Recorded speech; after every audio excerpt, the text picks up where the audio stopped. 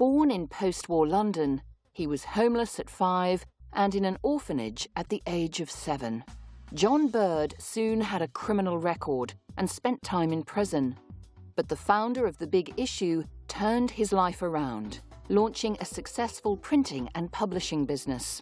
His own story leading him to an inspirational idea. 13 years ago, I hoped there'd be a day when The Big Issue would be irrelevant.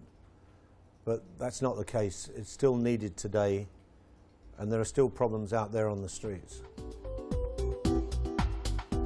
And the problems faced by the homeless are immense and truly frustrating. But The Big Issue is a publication that aims to enable homeless people to earn a legal income through opportunities to help themselves. Authorized vendors buy the magazine for a fee from The Big Issue and double that price to sell it on the streets, keeping the difference. Bird co-founded The Big Issue in 1991. Today, more than 450,000 copies are sold each week in Britain alone, facilitating thousands into secure accommodation and getting back into work. If you look at the people on the streets and you see people begging, you've got to realise that it's only the tip of the social iceberg. And behind them are many, many other homeless people being kept off the streets. It's about thriving, not surviving.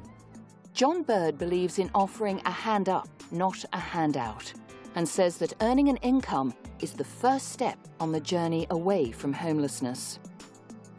Britain's Prince Charles was struck by the problems facing the homeless when he met a former school friend during a visit to the offices of The Big Issue.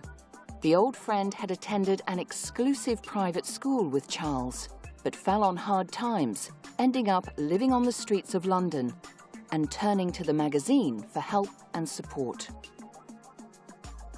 Charles went on to write an article for the magazine, highlighting homelessness as one of the biggest problems facing many young people today. But with the numbers of people living on the streets only increasing, former UK Prime Minister Tony Blair decided it was time for radical change. I think that we all recognise that there's probably been no more visible symbol of divisions in society than people sleeping rough in our streets. Measures to tackle the problem of street sleeping were unveiled by the government, but the strategy was criticised by many. Well, the major reservation I have is about the idea of coercing people off the streets.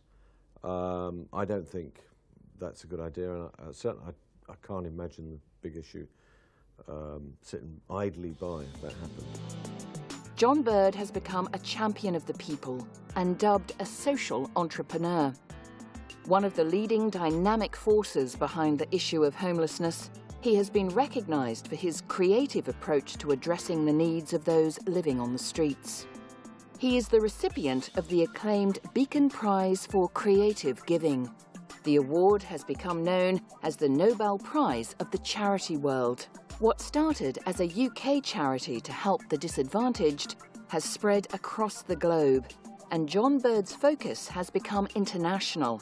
Down to Skid Row in south central Los Angeles and to downtown Los Angeles, you will get tremendous social problems which will make it look like the third world. The largest percentages of America's homeless are in South and Metro Los Angeles. Around 20% are not US citizens. A high percentage are veterans. Almost half are African Americans. If we're going to stop people from becoming homeless, we need to restore benefit cuts to homeless young people, and also to put much more effort into helping youngsters leaving care to live in stable accommodation. The Big Issue is one of the world's leading social businesses, giving homeless people the opportunity to earn a legitimate income. Though the problem is huge, John Bird's energy and commitment is inspirational.